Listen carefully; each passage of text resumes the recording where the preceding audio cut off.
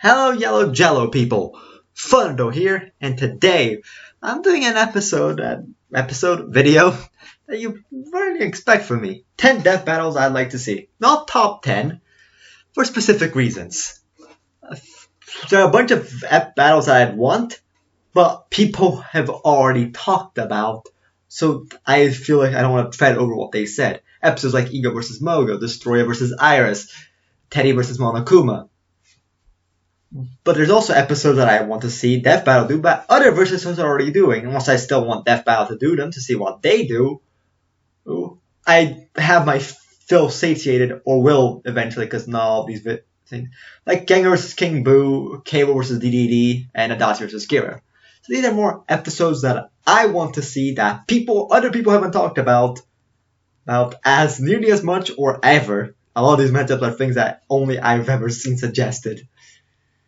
So let's get started with, before that, all these thumbnails are made by me, excluding one, because one of these matchups is a Battle Royale, and the way I made these thumbnails was not happy in me trying to do that.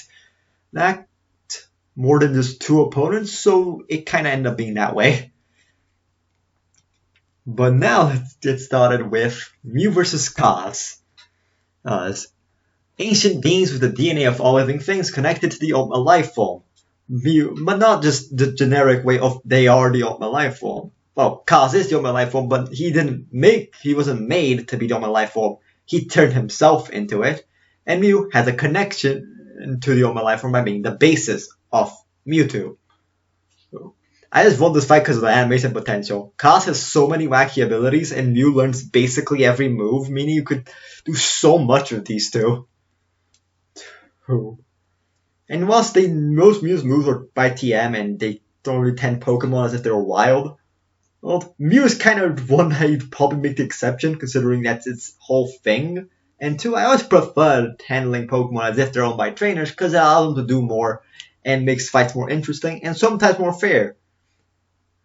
Animation style would probably be Sprite, as I can't imagine 3D Kaz working well with 3D Mew. I imagine the sprite format would make the clash in styles be less jarring. And as for who wins, I think Mew. Mew is associated with space all along a lot and has a bunch of ways to drag people to space with its psychic powers. And if you don't know, Kaz was defeated by being thrown into space. And Mew's probably faster by scaling to Mewtwo. So I don't know. But I guess it's Mew. Now, this episode had some decent connections. The next one doesn't. It's just me because the animation potential and the stupid arsenals that Henry Slickman and the Worm have. That's all the reason I want this matchup, seeing how these two arsenals matter. They have more basic stuff, like both have grenades, both have bazookas, and the banana bomb, which definitely have in the animation, as Henry and the Worm both pull out that weapon, and they're both so confused. Why the hell would someone have something like this? But the Worm could also have. And when I say Worm, I know I'm pretty sure the story modes have more specific characters. I'm saying the multiplayer Worm, giving everything from all the games: the Concrete Donkey, the OMG laser, the carpet bombs, all of that, and Wormageddon or Armageddon. I forgot what it's called. And Henry would have everything from everything. I imagine moments like Henry using the liquidifier on the concrete donkey as it's dropping on top of him to turn it from concrete to water so that it doesn't hurt as much. Hell, if you want to do two endings, you could even have Henry use this reference to punch it into the correct ending. One would win, but Henry punches into the timeline where he wins. And speaking of the winner, probably Henry. And that's not just biased on my name, as Henry has a lot of shit and also multiverse of weird things because of the ending of completing the mission. Henry does have the six-figure battle royale, which I also would not mind, but I only have connection to Henry out of all the stick figures there, so having an episode where it's just him and another character that I like was. It's me more personally. Animation style, probably hand drawn. I can't imagine there's very good like sprites and or 3D models for a stick figure. Plus, stick figures are all thing about drawing. Okay, now we had some episode that doesn't have any connections. Let's go to the one that has probably the deepest connections out of all of them. Aigis versus Kibo. Aigis' other matchup is Noelle from BlazBlue, and whilst I like that matchup, apparently Aigis is stomped, won, and I don't know anything about BlazBlue. I don't even know much of the connections. But I do know the connection for why Aigis versus Kibo, even though this episode is stomped in the other way, in which Aigis stomps her opponent. Though there is some other things that I like to bring up that makes this episode fairer. Aigis still wins, but fairer. But anyway, the connections are robots that were placed in the stories by the masterminds, Ikutsuki and Tsurugi, for purposes that they themselves didn't know. Aigis was planned to, in story cease, to help Ikutsuki murder everyone. And Kibo was placed as the audience surrogate. They had the personalities erased near the end of the climax, but end up pulling through. Kinda in Kibo's case, he only pulls through somewhat to give the rest of the survivors some implications, some more like moral support so they can do the thing. And Aigis completely pulls through, and also end their stories in sacrifice, with Aigis witnessing the main character die and Kibo himself dying. Also, I like to bring up that Kibo is like one of those Danganronpa characters that has the most viability in versus thanks to the ending of V3, but never gets brought up for some reason. Like, I see Nekomaru, Toko, thanks to Genocide Jack, Monokuma, and a bunch of other characters brought up, but never Kibo, despite him blowing up a lot of things. Danganronpa as a whole gets more viable for versus if you take Danganronpa S into account, which I definitely would, considering how much of a stomp this is. Give Kibo more of a chance. Though Kibo does have a winning strategy thanks to the Electro Hammer, which sets down electronic machines, which I'm not 100% certain will work on Aigis, but if it does, he does have a one-shot ability. So that's something. Animation style, probably sprite. I imagine they could get some good sprites for Kibo to match Aigis' for arena sprites. So I guess they could do hand-drawn or 3D. I don't know. But I have two more Persona matchups, but based on Persona 5 rather than Persona 3. The first one is Yaldabaoth versus Galeem. Like holy thing looking final bosses that, despite their holy nature, actually want to enslave all of humanity. Or I guess the Smash Bros. Roster, in Galeem's case. I'd really want to see more of Smash Bros. Original characters used in versus. I only really seen Master Hand in the 1 million melee against Polygon Man. Bring in Taboo, bring in Galeem, bring in Dhalcom. Now the winner comes down to two things. One, do you count Galeem getting one shot by Sephiroth as actually happening? Because if you do, then Galeem loses. But I honestly thought that was an illusion, considering one, it loses Sephiroth's whole thing. Two, in Hero's trailer, they're fighting Dhalcom and Banjo and Hero. I'm pretty sure are both in Sephiroth's trailer. So why are they fighting Dhalcom and then go back to fighting Sephiroth Galeem in the beginning section of World of Light?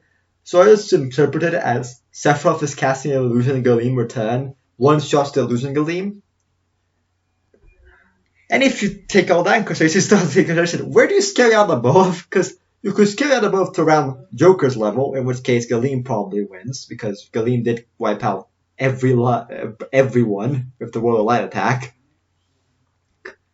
If you scale him to around the Velvet Room attendant, considering he trapped Igor, which is probably around that level, and the Velvet Room attendants intend to be holding back during their fight, so the protagonist isn't at their level, they're stronger, then it's probably more even. And if you put Yaldabaoth above Philemon, because Philemon didn't interrupt when he took over Igor, then Yaldabaoth kind of stomps. Yaldabaoth probably stomps anyway, because I don't know things. The Galeem does have the the World of Light ability, which they still definitely use. Style 3D, and also another thing I'd like to see if this fight did happen would be two things. One, an army battle between Yaldabaoth's shadows and Galeem using the puppet fighters and the master hands as an army fight to happen like in the ground. And also, if Galeem does win, I love to end it in a shot where it's the Smash roster looking up to Galeem, but instead of the army of master hands, it's an army of the puppet fighter Yaldabaoths. Now let's just have a crazy matchup, and so let's do a matchup that is not as crazy and more believable for them to actually do. Roach vs. Morgana.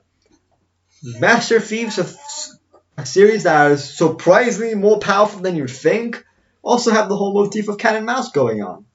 I have no idea who wins, and I have no idea what the best style for this would be. I just think this matchup would be really cool. Well, also bringing a Kirby character that isn't part of the main three, as often versus I only really see DDD and Meta Knight and Kirby himself. So bringing more characters that are just one-off characters, excluding Star Allies, this would be neat. Next up, we have Kirby vs. Ditto. Nintendo's copycats fighting each other. Also, both similar color schemes, somewhat. I may wonder how would Ditto work in Death Battle? Wouldn't it just be Kirby versus Kirby at that point? My idea is that Ditto is transforming into other Pokemon like we see in the anime and in the movies in Pokemon in Detective Pikachu. It can transform into things without necessarily needing to be in front of it, and that's how you do. Kirby would be switching between his copy abilities, and Ditto would be transforming into a whole bunch of different Pokemon. And this is one of the instances where the way they handle Pokemon doesn't even matter, considering Ditto would only learn transform in the first place. Of course, the climax of the fight would be Kirby and Ditto transformed as Kirby, fighting each other, destroying the planet they're fighting on, a la Goku vs. Superman or Warrior vs. DDD. And then having the two Kirbys like knocked out until one wakes up and the other explodes into purple goo. As the Ditto would probably lose thanks to one Kirby's like HP is the one thing Ditto does not transfer. So realistically, Kirby would be able to handle Ditto up until that point. So I think Ditto loses, though I'm not certain. Okay.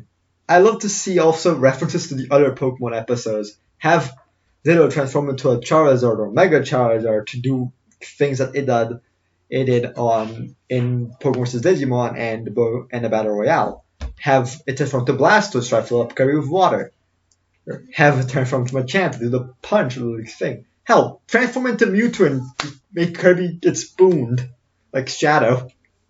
Of course, I still want Ditto to transform into other Mons, maybe some more recent Mons, since Death Battle always only really uses the more older Mons. Speaking of Ditto and Kirby, I have one more matchup for each of them. Let's drop the other Pokemon matchup, considering it's also a more modern Mon, and it's the stupidest matchup on this list. Oh yeah, also animation style would probably be Sprite, considering most Pokemon have sprites and Kirby's usually in Sprite form. Regieleki vs. Thunderblight Ganon. This is probably my second favorite episode that I'd want out of all of them. We're saving the one I most wanted for last. But this one stands a lesser chance than the first one. My most wanted will never happen. Like, ever. I'll explain why later. It's just the connection of the electric member of a group of around 5-ish is super powerful beings that are introduced in the Switch entry of their series, like Breath of the Wild and Pokemon Sword and Shield. This episode's never gonna happen. I know.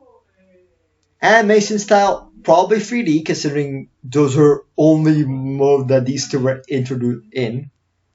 And winner, probably Regieleki, considering this is the only one I actually looked up, because when I made this thumbnail, I was like, are these two actually in Versus Battle Wiki or anything like that?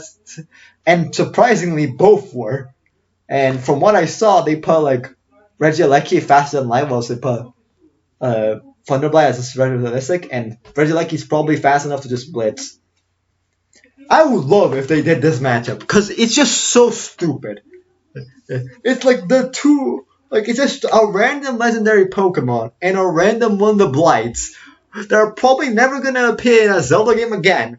But I would love if this happened, just because how stupid it is. So I will say that Regieleki versus the other Regis in a Regi Battle Royale would be neat. For the, as I said, there's a Kirby matchup next, which is Mox versus Devil. When Deltarune Chapter 1 first came out, I remember a lot of people making jokes about making the free jester characters, overpowered jester characters from gaming, Marx, Dementio, and Jevil. Dementio has a better matchup with Wilfrey from Drawn to Life, and Marx also has a better matchup, but with Kafka from Final Fantasy VI. I don't know much from Final Fantasy. But this character has more connection, as I know both characters and like both characters, rather than knowing one character and not knowing the other. Marx still stomps, probably stomps harder than this, but still, I think it could be a fun animation. Sure, I think they both have potential. I know Jevil has other opponents also, but again, same thing with Marx. The other I think he has one from Toho. I don't know Toho, just like I don't know much about Final Fantasy. So I pick an opponent that is from a series that I know. And these two line up pretty well. So I guess Mark doesn't betray you. Probably better to work Mark against Dementio thinking about it. Oh well. For our semi-final episode, and the one that I didn't make the thumbnail for because my way I made them hates Battle Royales. First Star Battle Royale. One reason I want them to tackle this is because this is a matchup in which it's literally nothing about stats. And it's kind of the most opinion-based matchup in a versus battle ever. Because like other versus ability is objective. It's not objective. It's subjective. Subjective. I'm messing up my words. Versus battle is opinion-based in the first place. But this is the most opinion-based. As literally, stats don't matter with the top three here. The top three are either Jono, the winner, and then the winners are either Jono, Johnny, or Gappy. It all depends on, do you think GR could reset the infinite spin and go beyond? If it could do to both, then Jono wins. If it could to one, but not the other, then the one that can't be affected wins. So if it can't affect go beyond, Gappy wins. If it can't affect the infinite spin, Johnny wins. And if it can't affect neither, then yep, I'm not sure who wins between Gappy and Johnny, because that's the other thing. We don't know how go beyond or the infinite spin will react. Though I also imagine that if Johnny went Act 4, people he'd become a target because he just clearly powered up, while Go Beyond is a hidden ability of Soft and Wet. So my bet is overall Gappy wins because Go Beyond does transcend logic, so it could be GR probably. But I love to see Death Battle tackle a Battle Royale that isn't about stats. The last Battle Royale they did was the Mega Man Battle Royale, and that was like one of the biggest stomps they ever did. Even taking the two most powerful characters. If you took the most powerful and the weakest character, it was like way even more of a stomp. Before I finish off, there's a few things. I just want to mention some more episodes that I like. Palpatine versus Xehanort. Constantine versus Rydo, purely out of the fact that if I want this to be the first DC loss to non-Marvel, so I could say it took frickin' Shin Megami Tensei for us to finally beat DC without that isn't Marvel. I want them to do the Serial Mascot Battle Royale just because I've watched the Death Battle cast, like not when they were live, but like I went back to playlist and I saw those episodes and I'm like, I want to see what this is. And it was so funny to me, like how actually viable they are, that I'd love to see them actually do it. Though I would be fine just settling for Captain Crunch versus Lucky the Leprechaun, which honestly, considering the theme of this season, I would not be surprised if one of the 2 episodes I just mentioned happened. Also, not as an episode that I want, but I just want to talk about how surprised, because one of the characters doesn't really have anything. But I'm going to say, Funny Valentine versus Amelia Watson is surprisingly connected. Blonde characters who visit alternate timelines, less universes, and team up with other versions of themselves who are all slightly different. And when not using their supernatural abilities, use guns. One's American, one's British, so she's not actually British. Amir doesn't have anything right now, but eventually she might get if they do a EN version of the holograms. And the holograms are crazy. There's people that have caused the extinction of the dinosaurs, survived giant explosions, run around the globe millions of times, punch an office building from the middle of outer space to Mars. I guess you could scale her to all that, but I don't know if that would count. But now for my most wanted episode. The Big Cajone. The one I most want. And let me explain why I said earlier, this episode's never gonna happen. It's utilizing another JoJo character, but a specific one from the manga, specifically JoJolian. Now, they are a more major character in JoJolian, so if there's a JoJolian character they're gonna use, it would likely be them. So but they've mostly been sticking to the anime characters, but still, them using a JoJo character that still hasn't been animated isn't impossible. The problem is, the other side of this coin is a character from a fan game. Now, Death Battle may one day take from fan games. I've seen people suggest stuff from 5 Sonic EXE. And I'm sure if there was a super popular Mario or Pokemon fan game, they might consider using a character from that. Problem is, it's a way more niche series, a series niche that they've never used on the series that the fan game takes from in Death Battle. It's a series that I've already mentioned in this and has a few episodes that are likely to happen. Hell, if they appear this season, I would not be too surprised. It probably will appear on Death Battle eventually. But if they were going to do a fan game episode, they weren't going to do this. So you're probably wondering, what is my most wanted episode? Spoiler alert for Danganronpa Another, both of the games, in case you're interested in that. Toru versus Utsuro. Characters who are the main villains of their stories, and basically manipulating everything from behind the scenes, and are untouchable, not to just their high position of power, but through their supernatural abilities that manipulate the world around them without them having to do anything. This isn't the most connected episode. This isn't the most animation potential, but it's such a specific matchup. It's a matchup that's close to me as a Danganronpa and JoJo's fan, featuring my favorite character from the Another series.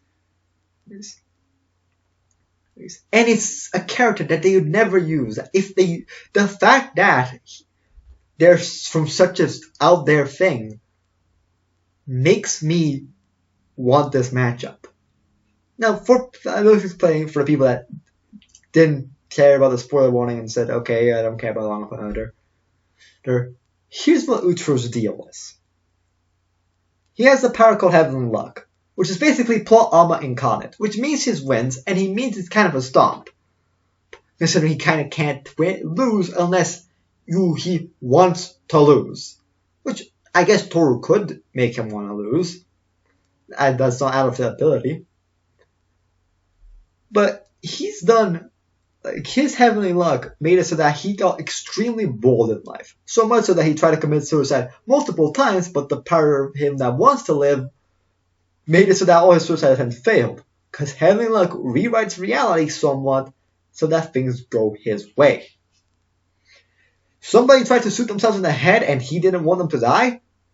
They not only survived shooting themselves directly in the forehead, they were fine, like, walking around with just bandages wrapping up the wound, and eventually, like, not too long after, didn't even need the bandages. One person affected by heavenly luck had their throat stabbed, slashed, and bashed, a body bashed across a machinery, and only that to the fire afterwards, because as it was no longer needed.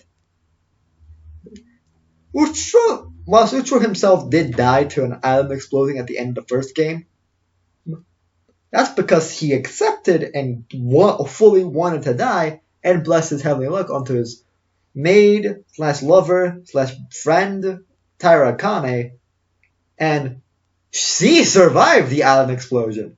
She was in a comatose state, but still, her body was perfectly fine from an island exploding because of heavenly luck. Heavenly luck also can teach Uhtro anything he wants, as long as he thinks about learning it. So Uhtro is like a martial art master, because even if he isn't, he can just say, I want to be a martial arts master, or just think. But the main reason I want this matchup is because it wouldn't even start as a fight. It'd just be random shit happening to the other character, thanks to the other's power, the Wonder of View, and heavenly luck. Look, and the other just standing there as the other just watching as these powers take place. I love for an effect like Mob Tatsumaki, where glowing purple when an object's affected by Wonder of View, and orange when it's affected by heavenly luck. Though heavenly luck doesn't really affect objects like that. Also, I like to bring it up that heavenly luck might have some slight actual reality bending, like actually when someone fell from a super tall tower to the ground floor, and the ground floor changed into a teleporter to teleport them to a locker in the basement. But that was only because they're in a virtual world, so I'm not sure if we can do that in the real world, but still.